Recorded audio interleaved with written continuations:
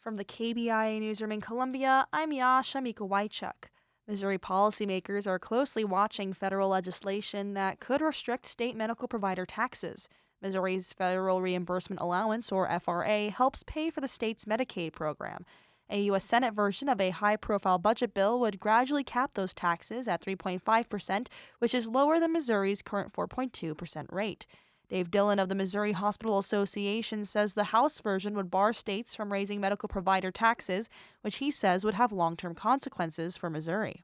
If you lock in a rate at today's rate of 4.2, you reduce your flexibility during a time where there are potentially some budget storm clouds. Other changes to Medicaid in the so-called Big Beautiful Bill include work requirements. And a coalition of Missouri hemp business leaders led by Kansas City-based American Shaman is backing a new initiative petition to overhaul the state's cannabis laws. The Missouri Independent reports the proposal aims to repeal the 2022 constitutional amendment that legalized recreational marijuana and replace it with a framework directing lawmakers to regulate marijuana and intoxicating hemp products with rules no more restrictive than those for alcohol or tobacco. Supporters say the change would create a unified market and expand access beyond Missouri's current limited license system. The group plans to submit petition language to the Secretary of State by August, with hopes of placing it on the 2026 ballot. Missouri Senator Josh Hawley is panning a proposal in a high-profile budget bill that would sharply cap a critical tax that helps pay for the state's Medicaid program. At issue is the so-called Big Beautiful Bill that includes President Donald Trump's tax cuts and immigration restriction agenda. It also would gradually force states like Missouri to cap medical provider taxes at 3.5%, which is lower than the current 4.2% rate.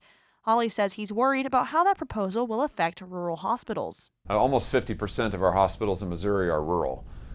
Heck, I grew up in a town of 4,000 people where we had one of those rural hospitals, and I don't want to see any of them close. So there's work to do on that. The House version of the bill would bar states from raising their medical provider taxes. And Missourians are being warned about scam texts that falsely claim to be from the Missouri Department of Transportation. The messages say the recipient owes a toll fee or an outstanding traffic violation and threaten serious consequences like suspended vehicle registration, 30-day license suspensions, credit score damage, and additional service charges. KOMU8 reports MoDOT has posted an alert on its website reminding drivers that it will never solicit toll or traffic payments through text message. The scam texts often contain suspicious links and originate from a phone number with a Philippines country code. The department advises anyone who receives one to avoid clicking the link, delete the message, and report it as junk if possible. I'm Yasha Mikowaichuk, KBIA News, Columbia.